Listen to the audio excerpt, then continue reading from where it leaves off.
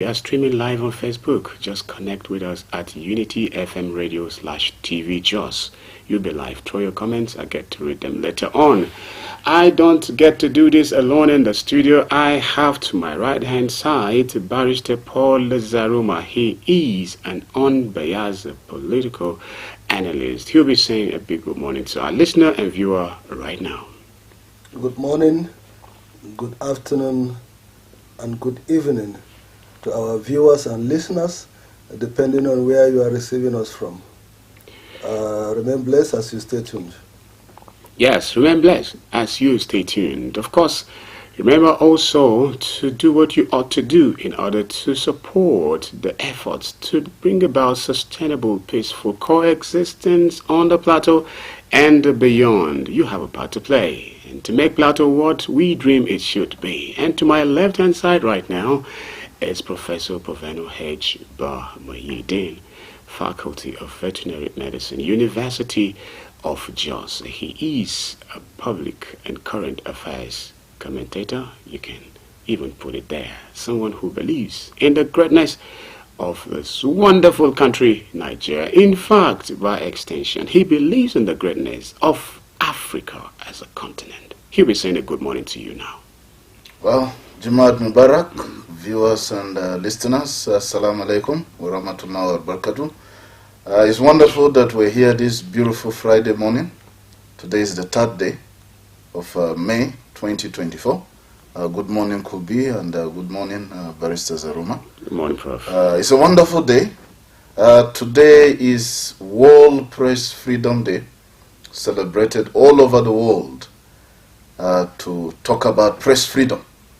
So I want to join the journalists, lovers of the press, all over the world to wish all of us a World Press Freedom Day with the theme, A Praise for the World, Journalists in the Face of Environmental Crisis. The theme again for today's, this year's World Press Freedom Day is A Praise for the World, Journalists in the Face of Environmental Crisis. And this World Press Freedom Day will be highlighting the roles that journalists play in ensuring that we have a habitable planet, a habitable earth. So maybe give a call to a journalist somewhere around the world, send a message, and wish all journalists around the world a World Press Freedom Day. But let me quickly remind you viewers and listeners that 2024 will soon come to an end. How far so far have you gone with your goals for 2024?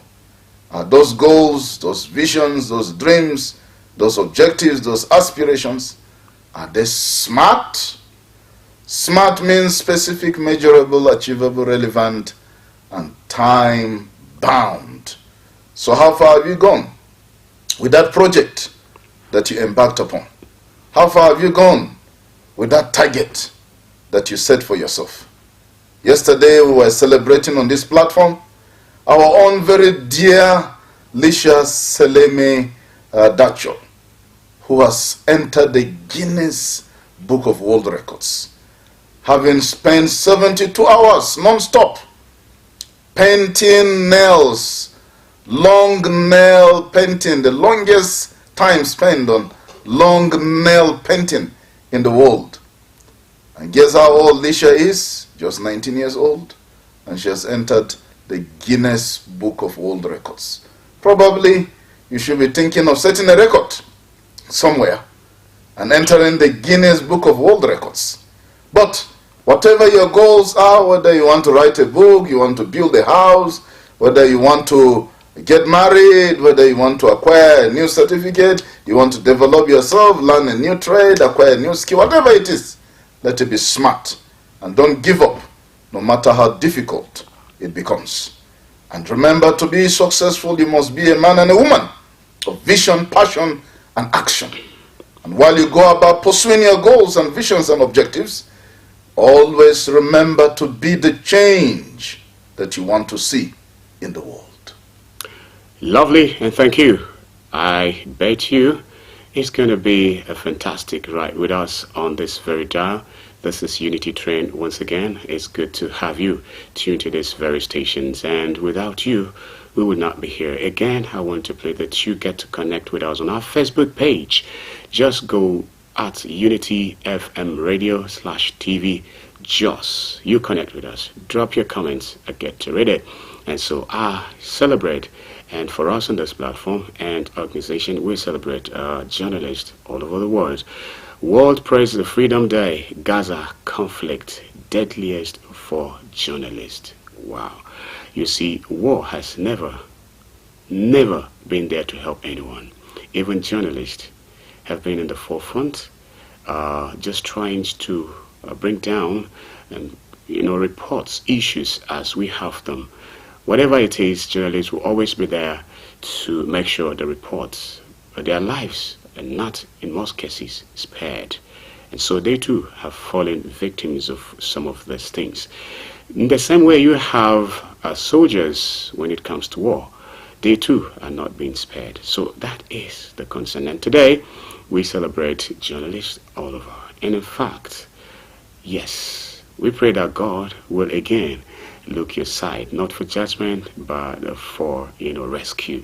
In the same way, before we begin to look at issues as we have them trending on our national daily, it's good I let you know that the health challenge you're going through right now, God is merciful and gracious. May He remember you for healings even right now. And very quickly, I cannot help but want to rush to start talking. Well, let's celebrate one more journalist as the Minister for Information.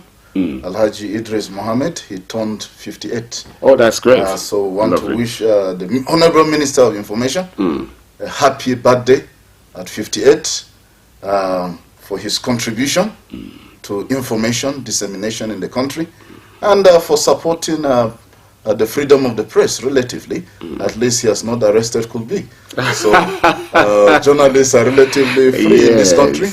And we must thank our chairman in Unity FM TV, is Honorable Ibrahim Dasuki Nakande, yes. Also for providing this platform where we make noise and shout, and nobody is stopping us from expressing our minds and our opinions. Yes. So we celebrate Honorable Nakande and other lovers of press freedom around the world.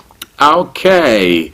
I would have loved we start talking about the police inspector who cuts his wife's hand in Jos, Plateau State, Nigeria, barrister.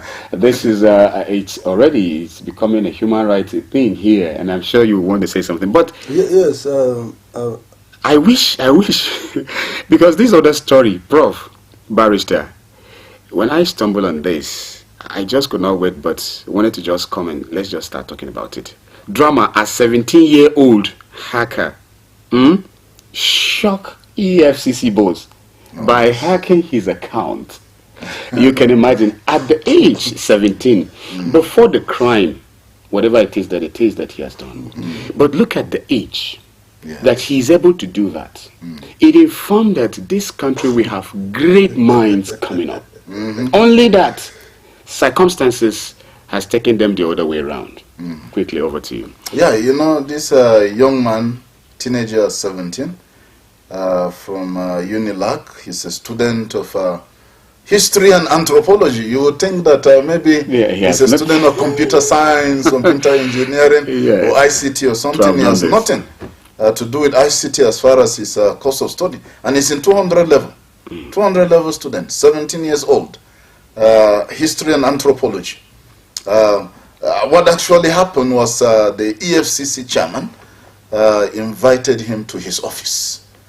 And because he has heard of his cyber crimes and his atrocities that the young man has been committing. And the EFCC chairman, Ola Olu Koyode, felt that we should not put these young men in prison and destroy their future. So let me talk with him. So when the young man was arrested, he brought him to his office. And he said, how do you do these things? And the young man said, well, I can even show you now. And the EFCC chairman the young man asked the EFCC chairman, what is your phone number? And he gave him his phone number. And he just entered the phone number and hacked into his bank account. And even told him what his bank account number is. Right in his presence, there in the office. The young man entered the bank account number of the EFCC chairman. The EFCC chairman could not believe it. Yes. How did you do this? And the young man said, well, you know, I have to do this because I need to feed my family. My father and dad, my dad and mom, both of them, you know, are ill. And they can't help themselves. They are like invalids. And I have 2 siblings I'm catering for. I pay their school fees as well as my own school fees. This is how I get money to do these things. I hack into accounts. I do all manner of cyber crimes. That's why I went into this criminal act. And so the EFCC chairman was shocked. What a brilliant young man. Yes. With only your phone number, he's able to generate your BVN, and he will hack into your account. He can empty your account. He can do anything he wants. Look at that intelligence. Now, in fact, I'm still wondering, how is he doing it? Maybe let's see what our professors of computer science will do in the university. This young man is not a student of computer. You know. So the EFCC chairman just felt that no, this young man is so brilliant. Let's not put him in prison. For the first time. You know, at least let's fine him, and then let's be counseling him and rehabilitating him. And the EFCC chairman said, look, you have to make one promise to me that you stop this cybercrime. If you agree to stop, take an undertaking today, I'll be paying your school fees. And I'll take care of your family, your siblings. So that is the reason why you went into crime. So the young man had to go into an undertaking. So I want to emphasize how brilliant Nigerians are around the world. When I was in Southeast Asia, Nigerians hack into accounts. All they need to know is if by any mistake they see the number on your credit card or your ATM or whatever, even part of it, then you're gone. Even part of it, you're gone. So if your credit card drops somewhere, they don't need to know the PIN or anything. Once they just see your number, they're going to enter into the account.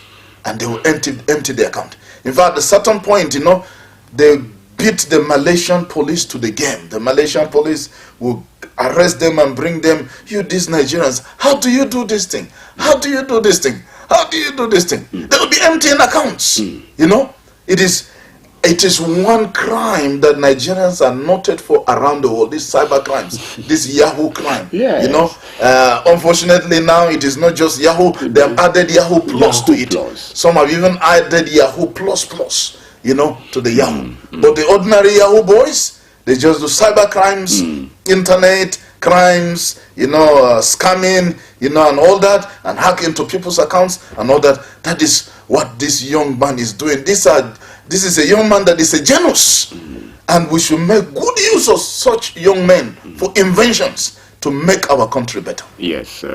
Well, maybe we'll just go away from this and see what we have to say. Barrister, maybe let's look at this young man, a police officer, who dealt with his wife. The police officer reside around Dong area of Just North, has reported by other media outlets, particularly Vanguard, and then his name was withheld for reason best known to the reporters, and maybe since the matter is still pending and is still under investigation, we want to look at this issue from different angles. The first angle is the issue of abuse. It's not. We encourage couples not to go into abuse in marriages. It's not a good thing. It's not an ideal thing. We're in a civilized world. Dispute can be resolved. This is a minor dispute as long as I am concerned. It is relating to a token amount of 20,000 naira, which the couple can resolve one way or the other. However, the unfortunate happened. He has caused her a permanent injury. And you know, some other outlet reported that the lady is even pregnant, but I've not confirmed that. But you know, you could see this is a permanent injury, just as a result of a temporary issue that can be resolved between couple. So abuse is not good, abuse of any form. There is no small abuse. And you wouldn't know what a small abuse will lead to a big consequences. So we discourage people from abuse in marriage. You know, your wife is supposed to be a friend, your wife's supposed to be a partner, your wife's supposed to be the best person around you. There should be mutual respect in homes. No matter what, taking weapon, and then, you know, it's dangerous when it comes to settling scores in marriage. So people should not use weapon in settling scores and abuse in any form, either psychological, physical abuse, abuse in any form. And also there are laws that frowns at that. This officer will be in trouble. So you can see what is happening. Then the second issue that I want to look at from the angle of this story is mental health. We brought a couple of mental health. You know, Unity FM is a whole of package. So we brought a lot of mental experts recently, and they talk about mental health. Yes. You know, if this police officer can go to that extent with his wife, then I wonder what he will do to people outside there. So such kind of people, they are not mentally ready to be entrusted with the lives of people. So just imagine if this police officer have a gun at the time of that misunderstanding, what would have actually happened? You know, and such kind of people, you know, cannot be trusted with firearms because something is wrong mentally. So it's not about only detaining him or punishing him. His mental state should also be examined because it's very abnormal. 20,000. This is an amount that you can lose in anything. You can lose in anything. Yes. So you can even, you know, just was it day before yesterday after I left the stadium, a lady stopped me. She said all of her money fell down. So I had to help her with transport. So what am I trying to say? You can lose this money. It can fall anywhere. It can. So what would you do in such situation? So we should. This is a very minor issue that shouldn't lead to a permanent injury, such as having her hand being amputated, and you know, which is very unfortunate. So and we also encourage the authorities not to treat the matter with bias, simply because he's a police officer. The matter should be, justice should be served on this matter. There are other organizations like Fina. They should go into this issue and make sure that justice is served. Yeah, in as much as we may encourage settlement, since it's a matrimonial issue, but justice should be seen to be served. Okay, I'm again celebrating journalists world over today. Now, just look at this headline: Police Inspector. Police Inspector. He's an individual. Yes. Before ever he is an inspector in the police. Now, for journalists to decide to have a police inspector, you know, we journalists have a way of trying to bring attentions to whatever story we have. Even if the story in itself is not what we know, will keep you want to read on and on. But we try to have the headline in such a way that you want to read the entire story. Police inspector. If not for anything, this would have been an issue. But for press freedom, we're allowed to say he is a police. You also say he is a professor in a certain institution. You also say he is a barrister, he's a legal practitioner. Allow you to say some things about him. But of course, again, despite the press freedom, there are some things you don't release at any point in time with any story. For instance, in this very man's case, his name is not revealed yet. But I'm sure if... I can guarantee you by today his name will be everywhere. Because his pictures are already everywhere now. In fact, I've seen his pictures. Some people forced him to take a picture holding the hand of his wife that he cut. The cut hand. He severed the hand of his wife from around the wrist. They compelled him to hold the hand like this and take a picture with it. So I'm sure by today his name will be known everywhere. No matter how, you know, the police might try to cover it up. This issue has become a big issue now. It has become statewide. Soon maybe it will go nationwide. It is statewide now because the Commissioner for Women Affairs, Mrs. Caroline Dafur, is involved in the case. In fact, she has paid a visit to the police headquarters And one of the matters she immediately raised was this matter of a police inspector cutting the hand of a woman and telling the commissioner of police that this issue must not be swept under the carpet. They must make sure that he's made to face the music for his actions. So other NGOs are already coming in. So it is soon going to be all over the country. And before you know it, it might even become international. Because Amnesty International and others, they like things like this. Before you know, they will carry it. So there is no way this inspector is going to escape justice. More so, he's an adult, so his name should be known. They should give us his name, give us his age, and all the biodata we need about him. This is a criminal offense that has been committed and must not be tolerated in our society. The police inspector must be punished severely. If they used to sentence people to 10 years imprisonment, being a police inspector, they should give him 20 years because he's supposed to be an enforcer of the law.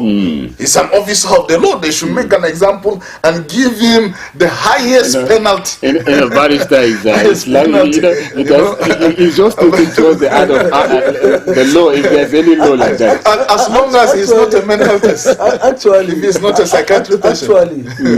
Actually, to be fair to the police, yes, frankly, Nigerian police have this integrity of dealing with their officers when they commit crime. Yes. Yes.